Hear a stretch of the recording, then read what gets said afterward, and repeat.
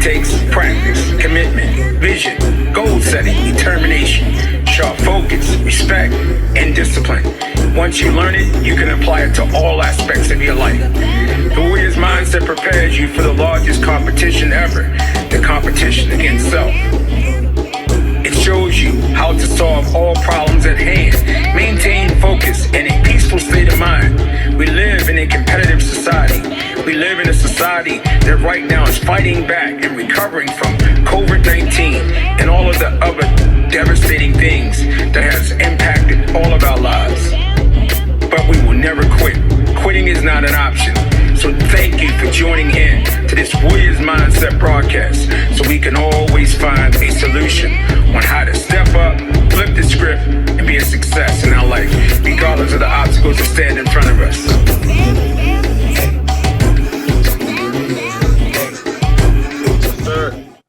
All right, everybody. Willie Bam Johnson, Warrior Mindset. You know how Warrior Mindset do it, mind, body, and spirit. You know what we do? We flip the script so we can be the greatest people that we can possibly be. God created us to be great. It's up to you to live up to that expectation by digging down inside yourself and doing what you know you need to do. Now, I'm a random guy. I'm that old mixtape guy. You know, I'm the guy that carry the camera around. I'm going to film whatever. And when I feel it in my spirit, I'm going to say, ho, today's Jerry Fontenaire's birthday.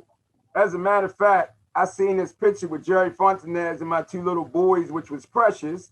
So I needed to post that and say, yo, happy birthday, Jerry. And then I just said, because we supposed to be talking to Gabe Renaga as well today. And when I'm thinking of these great champions, I'm like, man, I wonder what Jerry doing on his birthday. Jerry, can I get you on a radio show on your birthday? And what did Jerry Fontenaire say? What did you say, Let's Jerry? go, man. Right now, let's go. Make it happen. Let's go. What I'm like the president. Do you know do we need an introduction? No excuses. Life's short, man. You gotta take action as soon as you can. That's right, man. So do we need an introduction? No, but we should. Because now the camera and the mic is on you. And we saying, sir, tell the world about your accomplishments. Let them know. You're in the driver's seat right now, my brother. I mean, I'm just the world's luckiest martial artist. And I know people could challenge that. I'm also the world's best diaper changer. We could challenge that too. We've been talking about that for years. We've been talking about that for years. No, bro. Hey, man, I'm so happy and I'm so blessed because the fact of the matter is I got an opportunity to speak to a lot of my heroes, man. So in recent months, from the heartbreak of people that we've lost, I said, you know what, let me speak to these people I really look up to, which most of them are shorter than me. I still look up to them and pay homage to them while they're alive, man, because tomorrow will be a year from the memorial when Little K passed, which was incredible. Over 2,000 people there. That was the last day I saw Steve Nasty Anderson. So in recent months, that's been my focus, counting the blessings, knowing that I'm a vessel to spread love and, being able to speak to some of these heroes and then get other ones to turn around and thank me, which I think is the funniest thing. They thank me for them being my heroes, which is like, wow. But, I'm this kid that was a karate fever boy back in, I gather around 1969 for some reason. I can recollect, even when I was only 3 years old, seeing Mrs. Peel on the Avengers and seeing Agent 99 on Get Smart just chopping people in the neck. And I thought, like, wow, that's incredible, That's why props to the women who were the inspiration for me. And then, of course, I got a chance to see this guy named Kato when him and the Green Hornet came on Batman. I didn't get a chance to see Kato, the Green Hornet series, but I did see that one episode where this guy was just doing some stuff, and I was like, wow, that's crazy. And then shortly after that, this movie came out called 5 Fingers of Death. Yeah. My life changed. Low Lee, 5 Fingers of Death. That was crazy. 1971. And we went all the way from Spanish Harlem all the way to the Boogie Down Bronx to see this movie. And now when we went and played cops and robbers, the game changed. When they were shooting me, I was blocking the bullets with my iron fist, and they thought I was cheating. I said, "Nah, man, you can't go through iron," you know. So of course, all of a sudden the schoolyard games became a little different. We started playing karate, you know, and I was really good at doing this flying side or flying ace, as we used to call it. You know, you throw a spinning hook, but that was called a ramas, you know, and I was good at those techniques. So playing in the schoolyard, I remember the leader of my little so-called group. You know, when you're a little kid, the girls are bigger than you. So Charlene was the one that ran my team, and I was a right-hand man, and there was this guy named Bruce on the other side. Turns out that Bruce became the world famous DJ Brucey B that was down with Busy B Starsky over that Disco Fever. And Charlene's brother, well, they were pretty notorious bank robbers years after for whatever that's worth. But that was part of the coach of the Boogie Down, you know, when he moved up.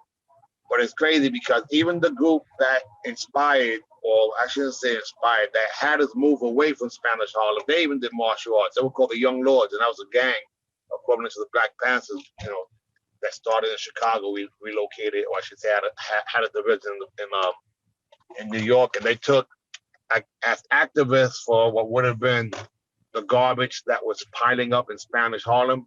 They took it and put it across the street of 109 and 3rd Avenue, and they burned it. So when they did that, they sent out the National Guard, and we couldn't go hang out no more, so to speak. So my mom said, "Forget this. We're moving up," and we moved up to the South Bronx. Oh wait, sounds like good times. We moving on up. Yeah, but it wasn't too far up because those only would have been, you know, moving on up to the South Bronx is almost like saying out of the frying pan into the fire, because years after, of course, early 80s, the Bronx was burning. Actually, mid 70s, the Bronx was burning. So I guess we wasn't the only ones that moved up. But it's wild because, you know, being a karate fever boy, as my friends would call me, man, I had a title. Anyway, you put it in, bothered me. I just didn't know who used to yell back. They used to hide. They didn't want me to beat them up.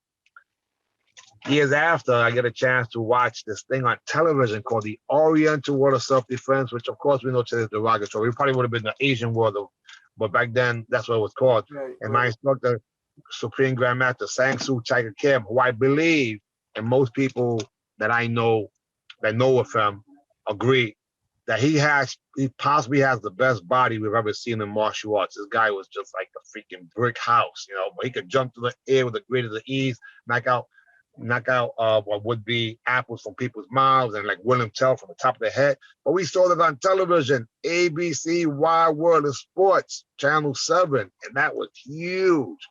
So that in 1975, 1976, April 19th, I get a chance to join that school. See, before that, I wanted to join a thing called Jerome Mackey's, which had schools all around New York City, but we couldn't afford that. And so what I did was I trained in the next best place, in the schoolyard, in the rooftop, around the block, in the basement.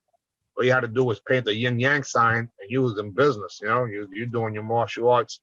You know, you wear some Chinese slippers, and you can't afford the kung fu uniform, but you go buy some irregular sweatpants because they still have the elastic, and they look kind of like kung fu uniform too.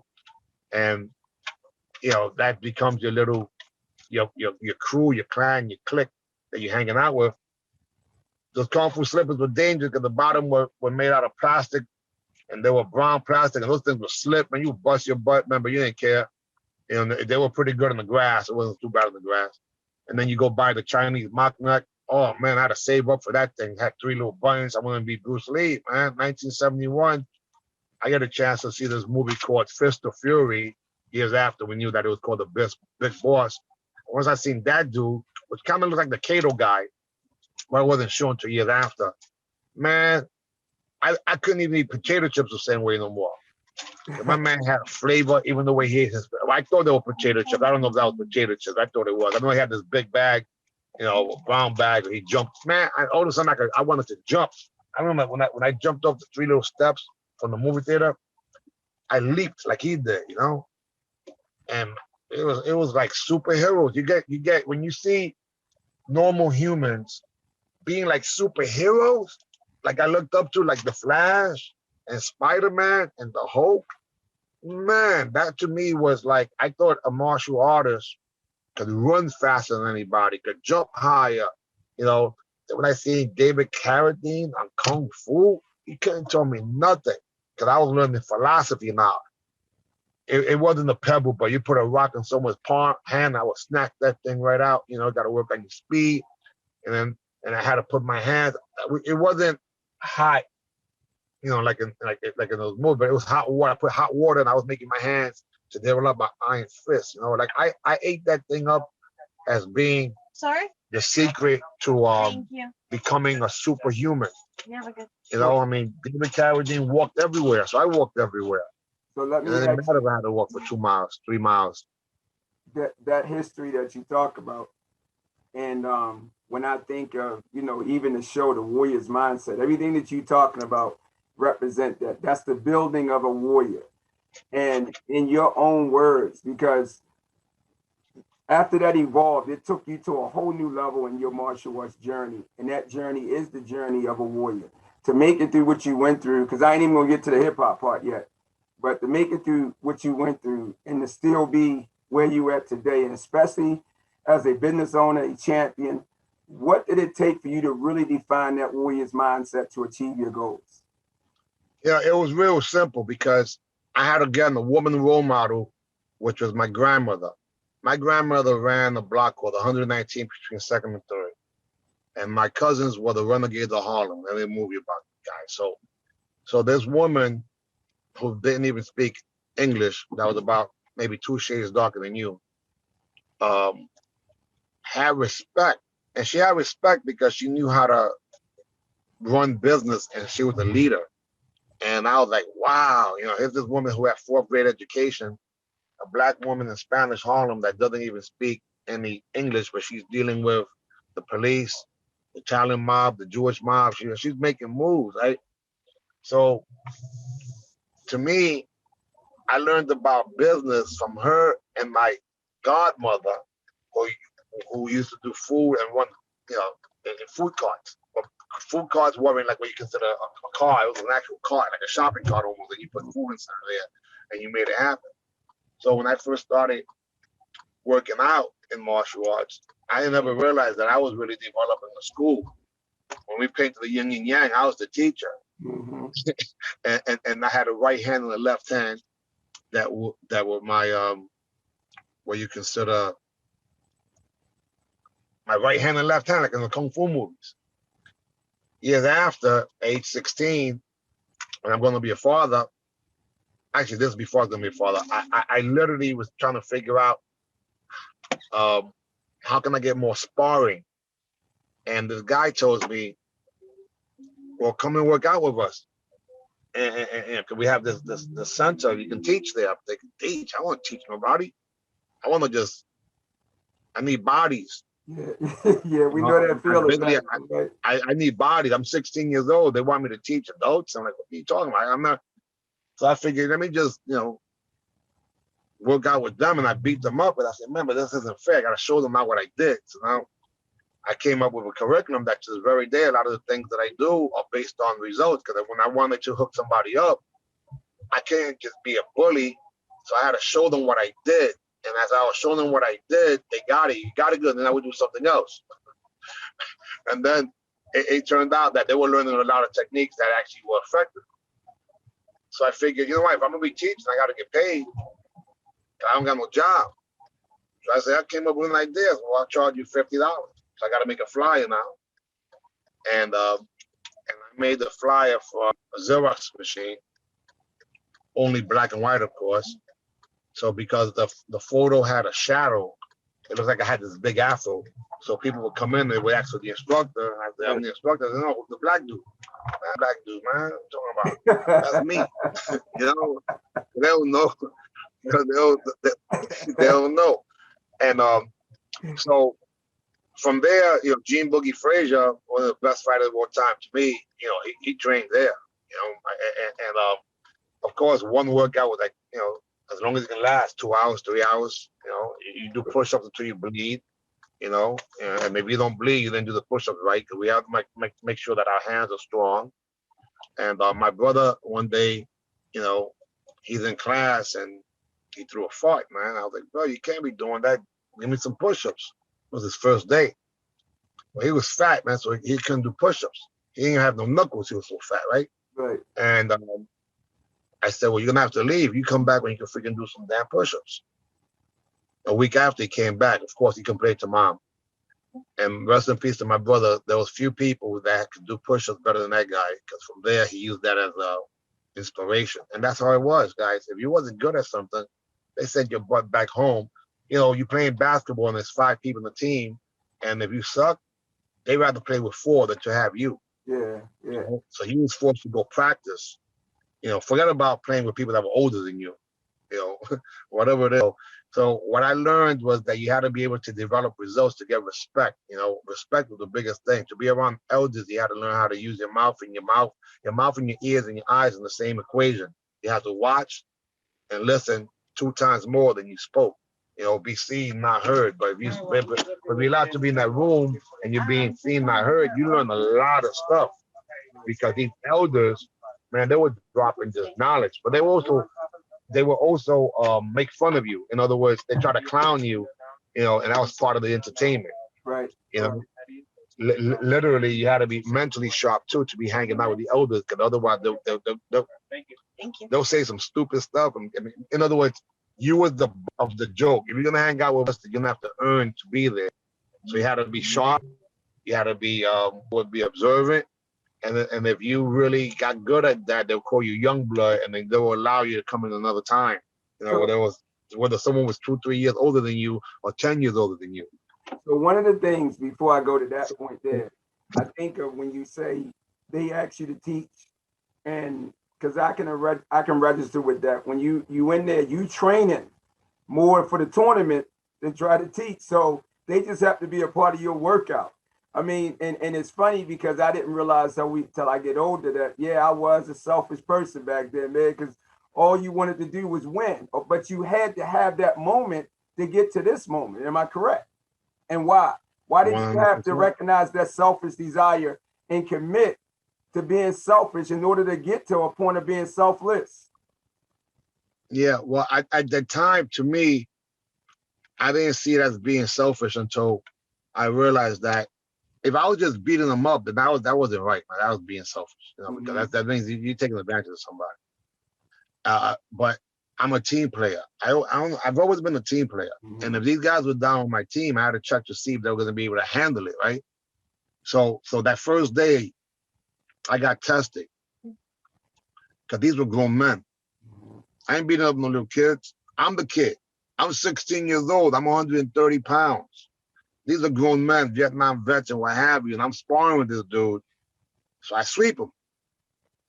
And then when he gets, as soon as I sweep him, I got to hit him with the heel, the axe kick. He gets up and he makes a mistake. First of all, they were laughing at him. They were laughing. I didn't even realize they were like testing me to see this young kid has the ability to teach us, right? Right. And then I hit him in the eye. He made a mistake of blowing his nose. And when that thing swelled up, man, it took about a week before that thing went down. That was like my initiation to being qualified for being the actual instructor by kicking somebody else's rear. Right, right. But again, my whole thing was that now we are the crew, us. And I came up with this idea. We were New York's finest karate academy because it sounded prestigious to me. Right, right. And I had a blue uniform that I was able to get from KI, even though my original blue uniform was white that I dyed it blue. But I didn't have enough Tentex, which is a little box, to make it blue because he needed 2 of them. And being on welfare, that was a lot. So I only used one, so it came out lavender. But I loved it because now it gave flavor. And being brought up in the hip hop culture, now I had an original style and flavor. No one could look like me, you know? Right. Same thing when I did the rap when it came out like peach. And that was the part. So this was my crew. You know, it went from the gangs that the older guys had. So now this was my crew. And my crew, you know, were martial artists. And it's really interesting because I started to develop to be a real instructor there, because once they started bringing children, I was like, I want to teach these kids. Right.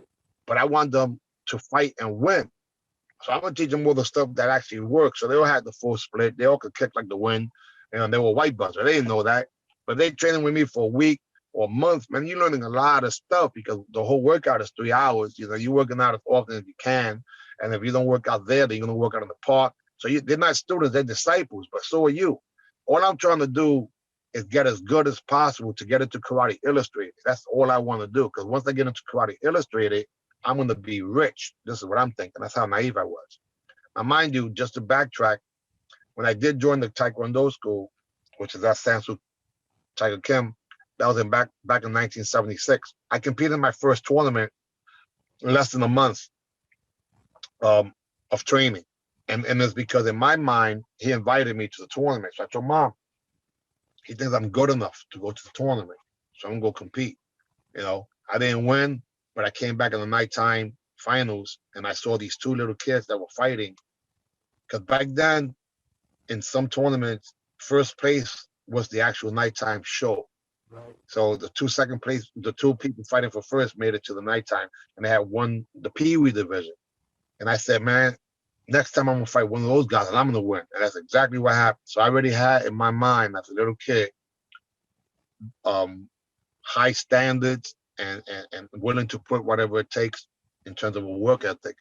Cause I trained Monday, Wednesday, Friday, and Saturdays. Eventually, I got a chance to train 2 and 3 times when I was sneaking to other classes. But I trained more at home Tuesday, Thursdays, and Sunday in this mirror that's still in my mom's house. Because otherwise, how am I gonna? I made it to Shaolin Temple in my mind. You know, everybody left because it was raining and it was cold or what have you. Right. And now that I made it in, I got to make it to the 18 chambers, man. I got to make sure that I'm the one. You know, eventually I become maybe an abbot. You know, so the influence of martial arts was so freaking huge to me in terms of the kung fu movies. You know, when you're watching 3 movies and some of them you get a chance to watch them twice that same day, that means you've been gone almost 10 hours, right? So when you get to 42nd Street, in my case, you know, you go catch the matinee, which is about 10:30, 11 o'clock. By the time you come out, and you see the prostitutes and pimps out in the streets because it's almost midnight. Now I'm scared because I was there a little too long and Mom doesn't know where I'm at. Oh man, so I'm gonna get my butt whooped. That's okay because it's part of the, you know, training too. I'm gonna take this butt whooping, but I was willing to go to the highest level of Shaolin. But my students as white belts were beating black belts, man. They were beating black belts because there was no, I never believed in those different belts. Like it was either your white belt, meaning you don't know, or you're a black belt. Now you know. Everywhere in between is just a matter. And that's interesting. I didn't even know that traditionally that was the case in some, you know, some schools, you know. But I became an entrepreneur at a young age out of necessity to earn income. And I realized that if I was going to work out and I invited people, whoever showed up, I can charge them. And to this very day, that's what I believe. So you make money from nothing. And the nothingness is the book of void, right? And that's the book of 5 rings that I got into at age 16. So I started using the same principles of Musashi Miyamoto, you know, the book of 5 rings, the Ronin himself. And as a Ronin, I had a chance to develop my own little so-called rebel army. You know, so when it was time to go against the powers that be, I would have a crew and we would learn how to infiltrate. So let me ask you this question, because even before we get to that point, I call that the hustlepreneur.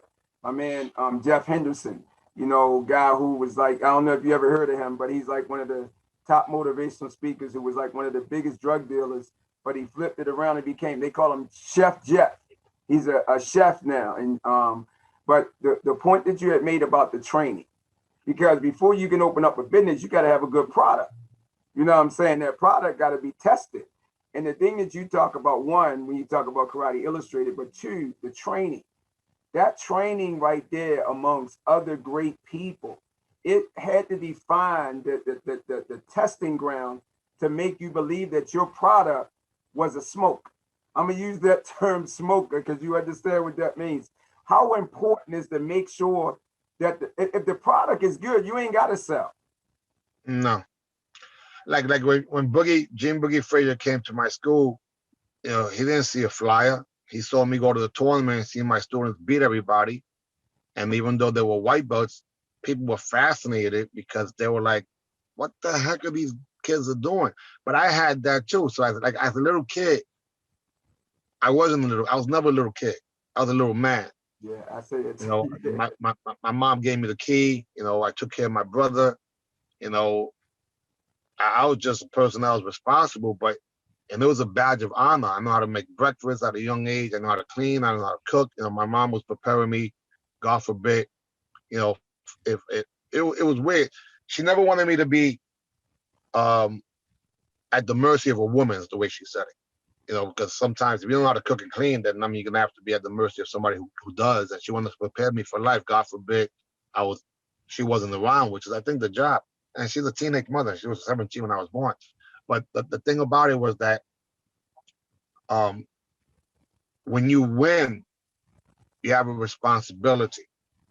And that responsibility, actually, when you compete, you have a responsibility because I had to come back with a trophy.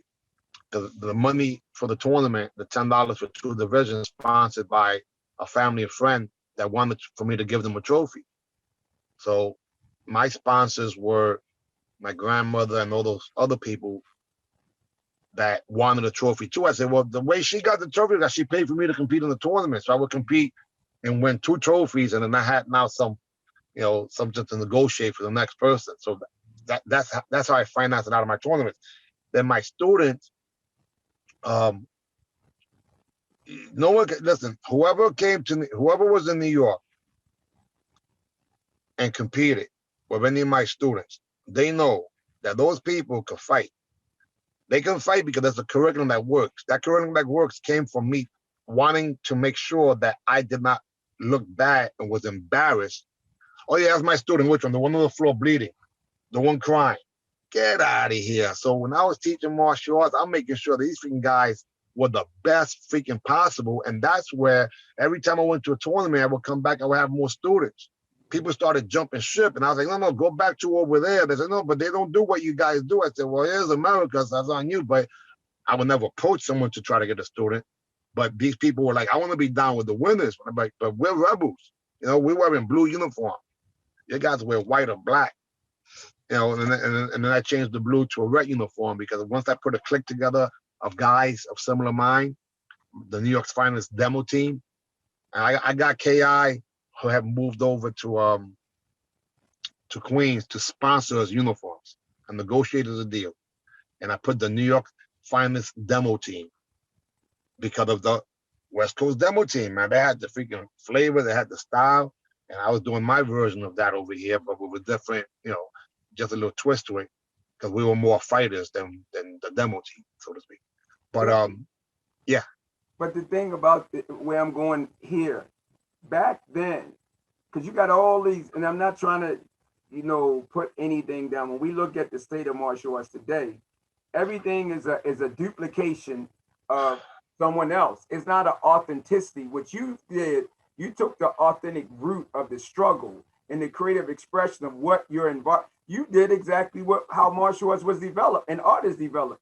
You took your life experiences and learned how to express it based upon your hustle, your grind, your need, your level of survival. Talk to me. I don't think people even understand what I just said. Help them understand what I just said, brother. I think that went over their head, you know? Yeah, it's crazy because, look, one thing that was guaranteed, right? And again, this is because I was influenced by hip hop, right? In hip hop, we can't be biters. Yeah. You can't be a biter. Can you say that one more time? In hip hop, you cannot be a biter. If you're a biter, you're labeled as freaking a facsimile, a Xerox, a piece of crap that had no authenticity. Now, mind you, when you give credit to those who you look up to, man, they love that. You got to give props where they do. Right. However, don't you dare bite. Now, you can rewrite. You can easily rewrite. They don't mind that part. They put whether it's playing basketball, writing graffiti, freaking even the way you wore your sneakers, you know, the way you wore my shoes, my British Walkers. Man, I had burgundy British Walkers, and I put a line through it with Griffin and put a black line, and people were like, yo, where you got those from? I ain't telling them I made them myself. Yeah. I just did not want to be. My mother beat it into me to be a leader, and as a leader, you had to be creative and you had to be influenced. By the same time, you can't just bite. Try to bite and get credit for that move. Yeah. You bite, you're gonna fight. That's just the way it was. So based out of the fear, you was forced to be creative, to think, to figure it out. Yeah. You know, my first name is Fearless. My middle name is Fast. My last name is Feet, but I just use Fastfeet. That name, my mother gave it to me September 18th, 1981, after I came back from a martial arts tournament. I asked Bill Super Wallace for his nickname. So I had to have an authority. I should say, I was knighted to be Fearless Fastfeet. So now it's Fearless Fastfeet. I had to create an alter ego. That alter ego, just like, you know, Batman or any other superhero, had to have a uniform, had to have his flavor, had to have his sidekick, but you could not copy. Yeah. But everybody Exactly. copy today, though. I think the Well, whole is it- circuit is you believe it alone. Yeah, but that's a difference now, and it's sad because I really believe if anybody thinks about who's successful on these 5 fingers here, there's only one that looks different because these are about the same. That thumb is ridiculed because they're different. But that's 20% of what would be the fingers. 80% of the people about the same. It used to be where you was forced to try to lead her. Today, if you're not part of the clan, then you're outcasted. Yeah. Yeah. But realistically, who's the person that make things work? The person that thinks differently. Yes. So when people think that they're supposed to just copy exactly the details of the blueprint only, by definition, they're playing catch up. No, you use that as the foundation, but put your flavor to it, put your individuality to it. And that means that you have a strong base of things that's worked in the past and a twist that inspire the people who actually taught you. Because people come up to me all the time and say, man, I can't believe you did that. I say, oh, hold on a second. But you did that. And I got that idea from, for example, Dr. J. Dr. J is Michael Jordan. Everybody else, everything that everyone's doing, that's Dr. J, man. They don't even freaking know that that's Dr. J. And I always was a historian. So I looked at things, I see how can I interconnect these things in what would be my expression. And my expression was mine. My students did not look like me. That's right. Yeah. They had a foundation where they could take. Gene Boogie Frazier didn't fight like me. Now there was times where you would see techniques of similarity. Boogie didn't fight like Mighty Joe. Mighty Joe didn't fight like Exotic. And I don't care who it is. You give me those 3 guys right now, and I'll put them with me. I'll fight any 4 other people in any generation. And they got some skill set in and outside the ring also. And then you got to carry themselves accordingly. Because martial is military, and the military is strategy. And you need an army, but the army that really makes things work is a handful of people, and that's special forces. And in the special forces, there's a sniper, and that sniper is the only reason why it can get in or get out. But imagine having a team and they're all snipers. We can interconnect now. You can go lead, I can go back, and oh my God, that's the dirty dozen, you know, the samurais, what have you. But that makes me. I'm not in the tank, man, because that make me think of something that Master Denny and Santos said one time. He said when he was teaching us a knife pattern, he said, learn the pattern, but when you're in life, throw the pattern away. You use the pattern to teach and build the army, but the pattern must free the army from the pattern in combat. That's the true art of expression. And I mean, am I correct? That's what you're saying, right? Well, listen, 100%. It's like, we know that for those of you who get into metaphysics in the sense of how to produce what would be the law of attraction, right? We become what we think. And this is the way it works, right? So your conscious mind says, I am all that in a bag of chips. Subconscious mind believes it. So now your swag starts to change. You start believing it, right? Because your subconscious mind believes everything the conscious mind tells it to do. Okay, now you start to produce the results. So like that, you start developing self-esteem. Because if you think of all that, and then you get your butt whooped, that kind of can mess you up, right? That can mess up your mindset, and then you have to deal with a whole bunch something else in terms of character. But the point still is that some people believe that, you know, life just happens, you know, to them. But others believe that life happens for them. Yeah. But when you get to the point where life is happening through you, that's another level. But the fourth level is life is happening and you helping create the life because you are part of the life.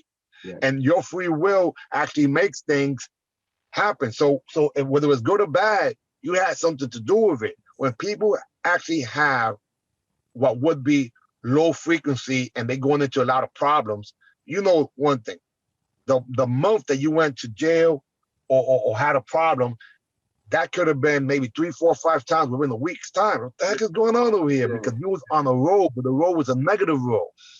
The same thing happens when you get on the road, but it's a positive road. All of a sudden, things start popping all over the place. Oh my God, what's going on? These people that you need and things that you need seem to come up miraculously. We did that, but we didn't realize that. And then you get to the point where you're doing wonderful and you say, you know what? I don't deserve it. That's been my problem. Then you start not showing up, not calling, not doing your things, going back to where you feel comfortable, which is normally, in pain. No, man, you feel comfortable in success too, but you feel almost apologetic because other people's work ethics aren't the same. And then you start feeling, can they start to judge you like, man, why are you always so passionate about that? Because you know what we are? Some of the few people in the world who actually live their life and know that and know what their passion is. We don't get to the end of our life and have to say Rosebud, like in the movie Citizen Kane. One of the wealthiest men in the world, but all he wanted was one little thing. And most people don't even get a chance to find out what that one little thing is. And we get a chance to know what it is. Martial arts. And what in all aspects of it. All aspects of it. But that's why we here, this statement here, we gonna make a commitment, a declaration of independence to say that we ain't gonna let ourselves feel bad no more. Because we know, and we ain't gonna feel ashamed about our passion for where we come from. You come from the boogie down Bronx. You proud of them welfare stamps because, food stamps for me, I always say I'm on a food stamp budget. If I can make wealth off of food stamp budget, check that out. You know what I'm saying? And we got to be proud of it because that journey, that is no different than any person of wealth that struggled through something and they now got to this point and they can say, man, it was because of this. Well, it's because of the boogie down Bronx. It's because of the hip hop culture. It's because of the drug dealers. It's because of all the negative and the positive. But in some of that negative, what you're saying, there are some positive moments. You got to know how to flip the negative into a positive opportunity and see how it's relatable to the same thing the CEO man and that man is doing. And that's what you're saying you have done. Am I correct? Yeah, 100%. It's negative and positive is just relative because realistically, they're just opposite of the same coin, right? So it depends on how you do it. Some of you guys study duality. Yeah, the fact of the matter is that there is a duality. What's good? Well, that's a matter as comparison to what? So when I looked at things, I looked at it from a different mindset, right? I wanted to be successful, but I wanted to be around for my kid. Yeah. So I couldn't become a stick-up kid, even though that might have financed what I wanted to do. So I had to be responsible now for him because I didn't meet my father until 1975, and I was in the federal pen. So I don't want to have my kid meet me at the feds. That's not cool. But my father still financed my martial arts lessons. So I was loved by my mother and my father differently, but I knew I was a loved child. It didn't matter what they did. What they did was what they did. How they treated me was with love, and I appreciate that. And yes, was it tough love most of the time? Absolutely, but the world is tough. Yes. Well, you can't be soft. You can't be no punk. You can't be no chump. They kept pushing that. Don't be no punk, no sucker, no chump, because the world will eat you up alive. Right. Now, mind you see that today and like, oh my God, I can't believe it. Man, are you kidding me? The world does not care about how special you think you are. That's right. That's right. You go outside and you find out in a minute, right? When your boss says, you know what? Today's your last day. You're fired. What? But I have all these, has nothing to do with that. If you don't produce the results, if you don't put your hand up, you're gonna get punched in the face.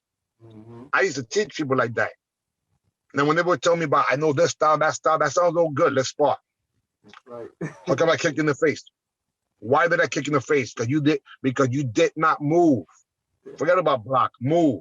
Move the same way when you did playing basketball.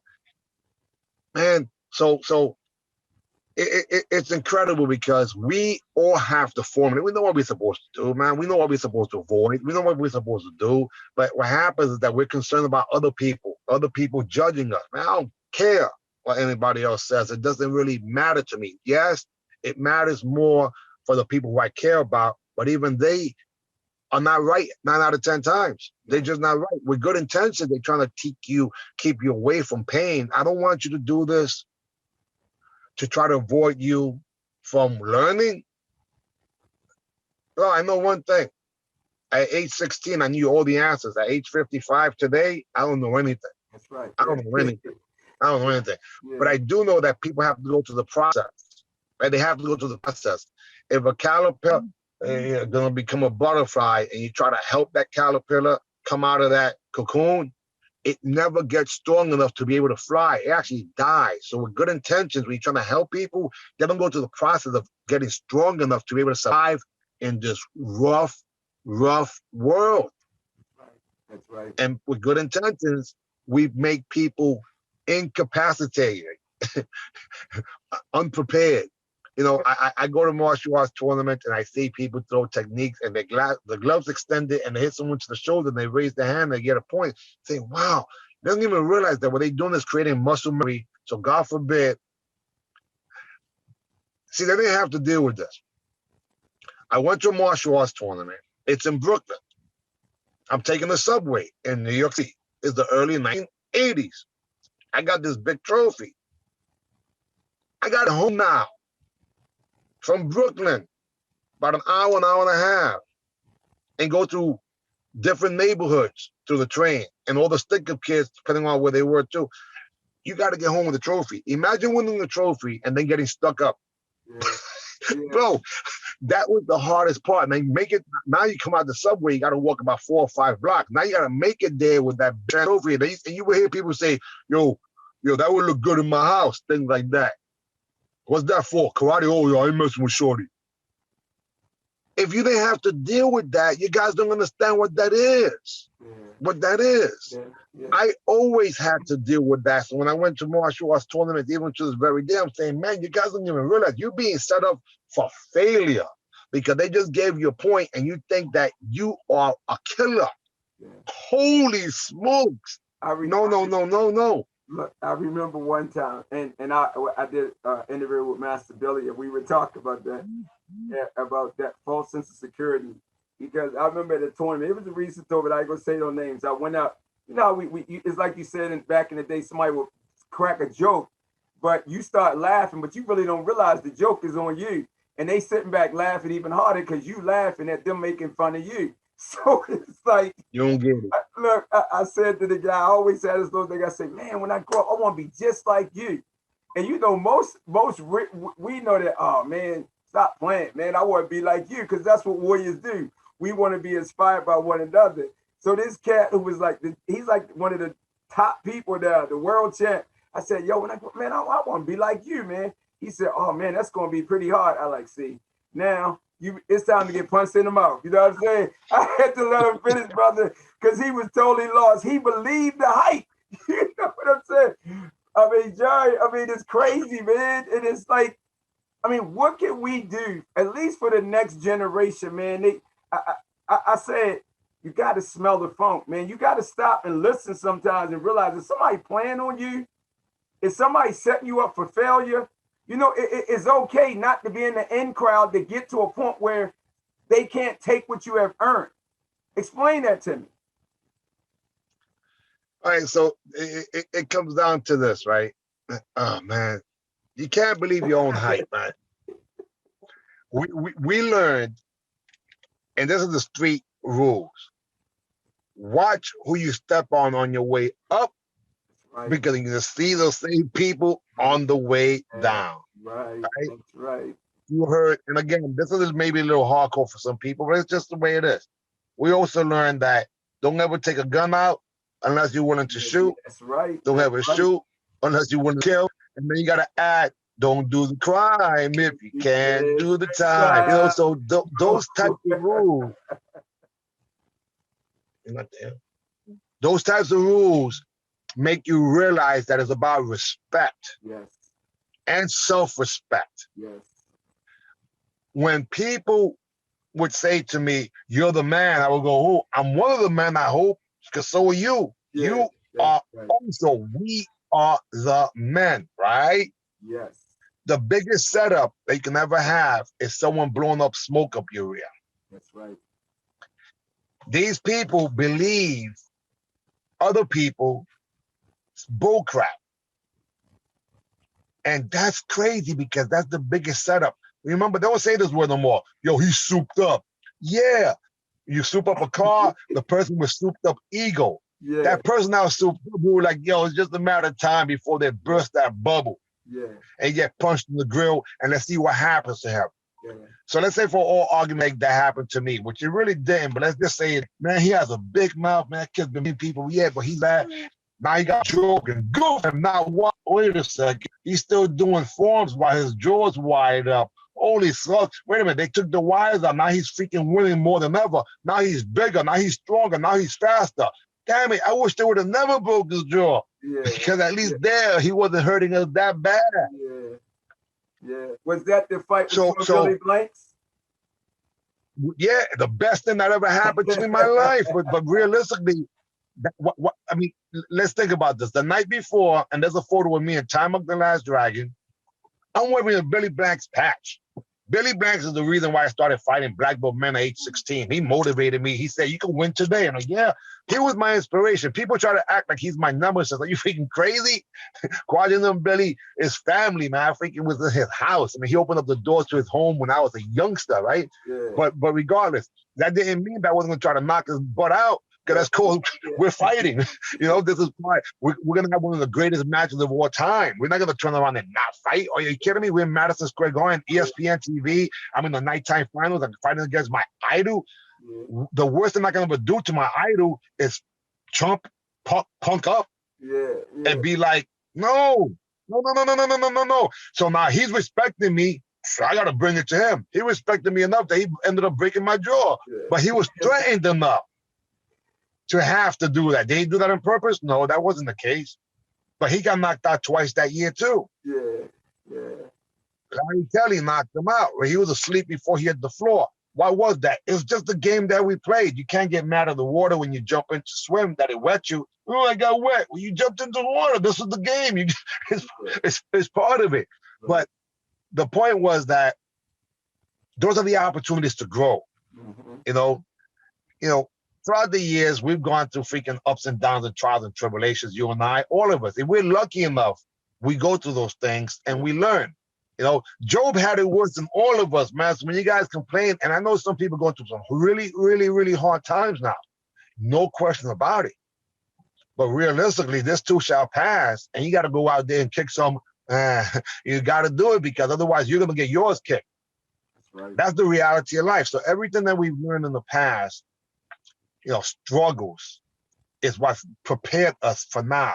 When we're trying to make people, when we're trying to eliminate them from that pain, or I should say, protect them from that pain, even with good intentions, man, we just really can't, man. They got to go through that struggle, but you got to watch them to guide them, guide them. See, this is what happens, right? If someone's right there is drowning, if you go try to save them based out of their fear, they're going to drown you too. Right. That's right. Yeah. So you have to throw them a life raft, you know?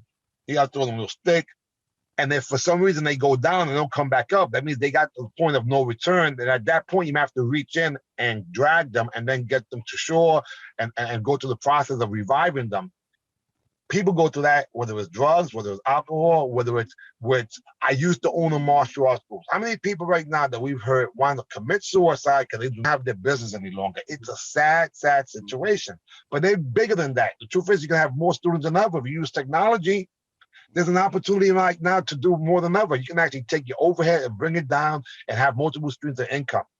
And those who are prospering right now, that's what they're doing. They're rolling with the punches. Next, what's next? What's next? We can't complain. Because when you complain, all you're really doing is not focusing on the solutions.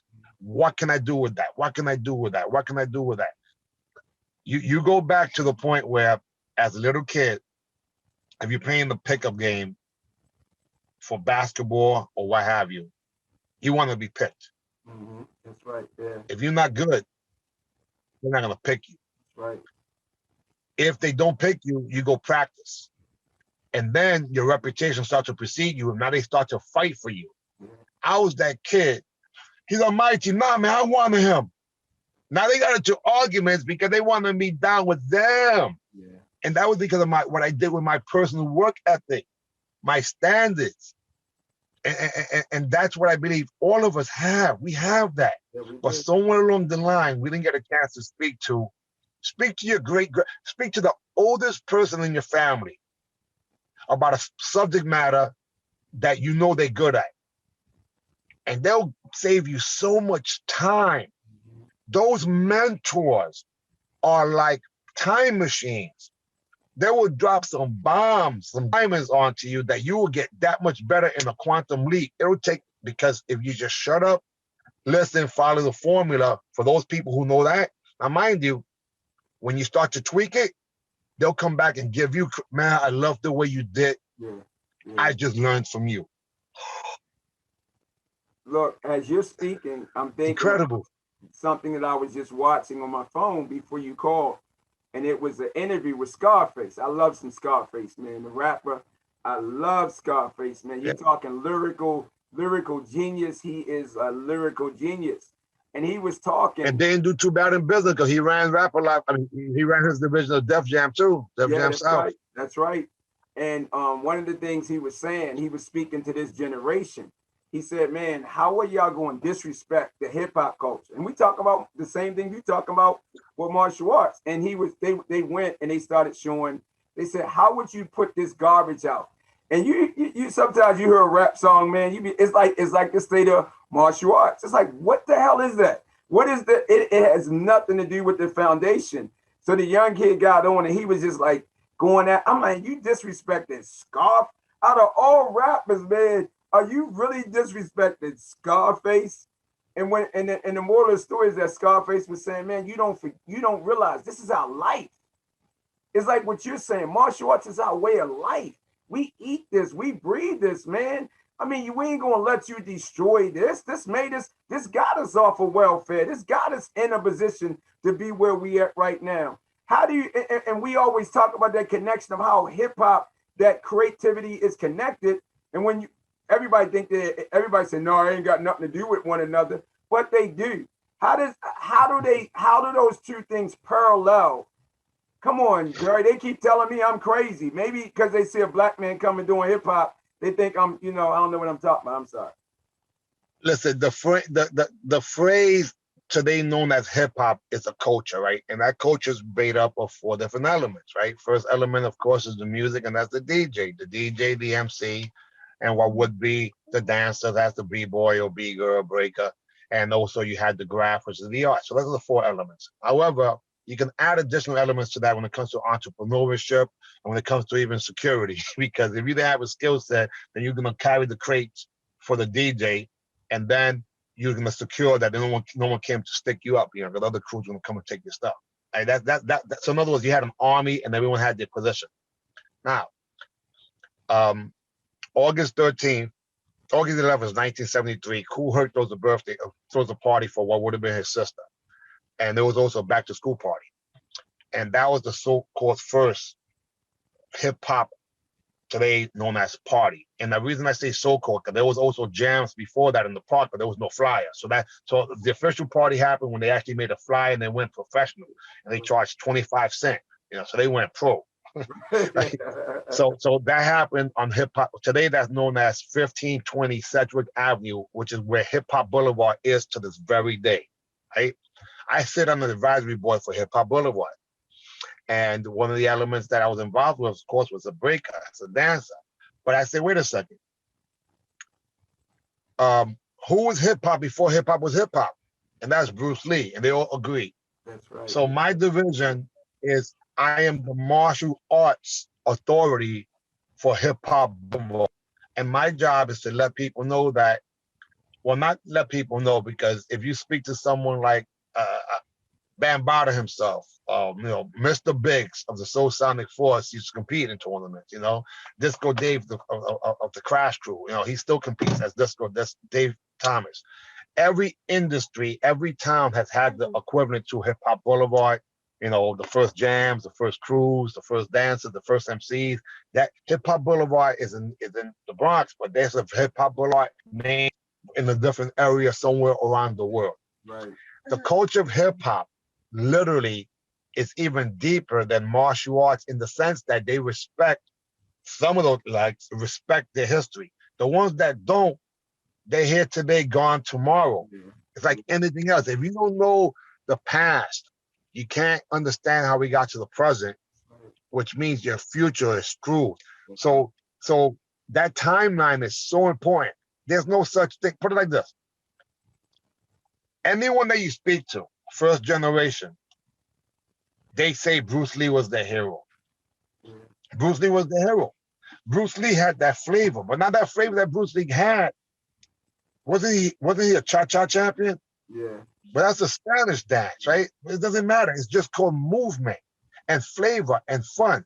What color was Bruce Lee? He was every color. Everyone can identify with this guy's freaking flavor. Right. Hip hop is about flavor. That guy's fly. Look at the way he wears clothes. Man, the glasses, man. It's a melting pot of flavor. Yeah. And it's about the battle. But isn't that how sports karate was during Karate Illustrated days? Yes. So Karate Illustrated was all it really was the media of what was, in other words, they were showing the different flavors. Region 11, Region 10, Region 1, Region 2. Yeah. I told my man the other day, and he took the challenge. Listen to what I'm saying. I told him, listen, Region 11 is going to be Region 7 over at Region 6. And for those of you who don't know, basically I told him, dudes from New York and New Jersey are going to beat the Chicago guys over in freaking Texas. Yeah. And my man Apache actually took the challenge. He took the challenge. So we're going to do this party around either June or July, and I want to get a spot in Texas. Dwayne Maggot. His nickname was Dwayne Spider-Man Maggot. Mm-hmm. Region 2, 1970s, late 70s, and these are names that, that we knew who they were by name. We didn't know how they looked until they got a photo into the magazine. Yeah. But we saw everyone now in forums. Man, these freaking dudes were like Anthony Chan and company. His students were the first ones doing. Say it again? I said the man that brought Wushu to this country. Yeah, but then you look at a guy that was right there along with them. You talk about Roger Tung. Yeah. And you look at, so you got Roger Tung, you got Anthony Chan, but then you see the relationship they had, that Anthony actually had with George Chung. People don't realize they have business relationships too, and then these guys put together tours, and you guys, I'm preaching to the choir, man, you guys were able to go overseas to the motherland and learn the fucking moves from the people who were champions in that, because they want United States to the rest of the world is like the Boogie Down Bronx in the sense for hip hop, where they knew that, the Americans had flavor, and if they got to learn it from us, then it'll make them look better, which makes, it's just a relationship that just made freaking sense, man. It just made freaking sense. I say someone like, and these are nicknames, I say Janitor Edwards, Firefox Melchuri, what I'm saying? Even Lady Kung Fu. That's Lady Kung Fu to me. To this very day, that's Lady Kung Fu, with Arlene Nemus. And that's me. Come on, man. Right? Yeah, exactly. Of course, as a teenager, fighting against freaking boys and beating those boys, you look at someone like Arnold Zip White, man, so these nicknames, Mongoose, Scorpion, freaking Cricket, and we can still identify. Now, what was that? That's hip hop. Yeah. Flavor, style. You see a match with Ray McCallum versus Scorpion Barrage, man, you're like, holy freaking smokes. I got videos right now that I'm gonna put up real soon of the June Reed team versus the Chuck Norris team. and you see someone like Michael Cole fighting against John River that. You see someone like Dwayne or like Wayne Van Buren fighting against someone like Darnell Garcia. And some of these names, you guys, they're probably, going above people's heads. But I know the minute I'm saying that, Bam saying, damn, I want to see that, because this is the stuff that we used to grow up, when we grew up with, and we get a chance to freaking see. Years ago, I had, and Bam is a perfect example. He knows. Years ago, I used my little influence, and I got Master Brown to give me all those videotapes, and we went in there, we did some stuff, right? All those videotapes from the night, from the tournament, nighttime final. Right. And some people right now have them right now. So in other words, we're just fans that get an opportunity to talk to some heroes and family and friends and keep spreading the love, spreading the love, spreading the love. But what we really want to do is prepare people for, God forbid, the day they have to fight for their life and get home safe. Because this has always been about get home safe. Make the right decisions to get home safe. As a parent, as a grandparent, I want you to make the right decisions to please get home safe. And if I give you, if your ego is so big and you think that you're dangerous, you're not going to get home safe. Eventually someone's going to check you, and that person's going to check you won't even know who you are. So you got to be paying attention to your eyes and ears, watch your back, keep it moving, and you'll be okay. You might get home safe. When you think you're all out in a bag of chip and you walk around, man, I go to the martial arts tournaments, and they should probably call it a parade of clowns, right? I see a bunch of clowns. These clowns think they're dangerous. Like, what the heck? What's wrong with you? I joke around because to me, every time I had a chance to go to a martial arts tournament, that means I was away from the violence. When I get back home, I find out who died, who went to jail. Now, that was the same thing when you in Baltimore. Man. So when you come out to hang out in New York, which is crazy when you think about it, to go to a gym, to go do your martial arts, and then you have to take the train and the subway back. I got to make sure my man gets to the train safe, right? I'm not trying to tell him, yo, I'm not saying, yo, Bam, I want to make sure you get safe. But you just roll with your boy, make sure that he does get home safe with that freaking trophy on the damn train now. Make sure you before you get to the bus. You know what I'm saying? Yeah. And that will happen anywhere in the country with real people. You go to California, you go to Texas, you go to Chicago. We are a martial arts real deal family looking out for each other, man. But we're very dysfunctional like any family. And of course, we go through different stages. But what I'm saying is that it's a lot bigger than all of us, man. This thing is really serious stuff. Yeah. We want to get home safe. Yes, you want to be able to enjoy yourself. Yeah. Being a champion, hey, that's fun. Staying a champion, whoa, that's a lot of pressure, man. Yeah.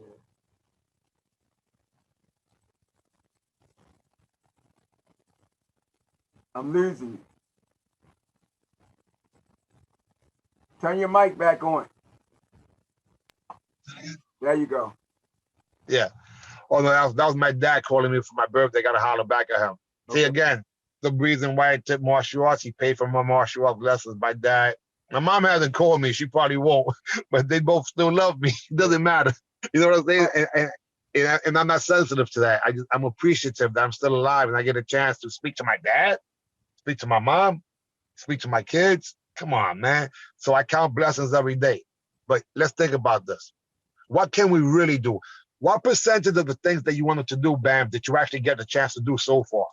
Oh, one of them is this right here. You know what I'm saying? And I always joke with you about who can change the best diapers. You know what I'm saying? That. You know. Hey, man, it's important. Right, man, just being appreciative of God. I think that's the most important thing. Serving God. I'll put it in this 4 orders. Serving God, loving my family, serving my community, and let my business be a reflection of all those 3 things. That's it. Yeah, I keep it even simpler, right? This is what I strongly believe. Okay, this is what I strongly believe. All I want to do is do 2 things. I want to be a good boy. Be a good boy to make sure that my elders, starting with the Creator, is proud of me. Mm-hmm. And I want to be a good example for those who look to me for influence. Everything else is what I do. Yeah. Whether it's stand a certain way, talk a certain way, dress a certain way, lead by example, has always been the key for me. And I know that I'm only here because I get a chance to be here because God loves me, and that's why I'm here. That's a hint. That's a hint. So what I'm going to do with this gift, I'm going to do as much as possible to help his people. No, because then you can't. And I say that and you know because I don't want to hold you up on your birthday, but I just want to say a couple this here, man. I thank you. You know, to be able to join in, that's your passion, that's our friendship, that's our brotherhood. You know, and I just think that everybody needs to know that you are one of the pioneers from taking all that stuff that you have learned and experienced as a kid and running one of the biggest and most successful martial arts schools in the city of New York. You know, being humble enough to help, you know, like you say, everybody to learn of our generation to learn how to take their careers into business and to be able to live the lives that we live by doing what Steve LaValle always say. We're the greatest people in the world because why? We get a chance to get paid for doing what we love. Right? Yeah, man. How many people live their entire life and never find their passion? All I'm saying is that I know that the best is yet to come. We just begun. When I look at your children, those are my freaking nephews, man. You know, my son's your nephew, you're my brother, and it's not trying to be anything but honest. We're martial arts family, and as martial arts family, our job is make sure that we do two things: inspire and also keep them in check. If I see your son or anybody out of line, I'm gonna let you freaking know in a half a heartbeat. You know, because that's really what the village is supposed to do. We're supposed to leave this village a better place, but it's a little difficult at times because some people don't realize their role. And their roles really are to be an example one way or another. Hopefully a good way, because most people are example, you know, the opposite way. But anyhow. So we good. Happy birthday, man. Man, that's another thing too. I'm 55 years young today. How can anyone say that? Young. Because I don't think, I'll be here. My goal is to be here as long as I possibly can. So I eat for nutrition. That's what I eat for. Nourishment. We lose people by the second based on some habits that they have. Nutrition is key. But before I eat and before I wake up with my eyes closed and I count my blessings. Lord, if you give me another day, I'm going to help as many people as possible. Now, I get a chance to speak to a lot of incredible people because I'm on the vibration and they're coming. And we're interconnecting.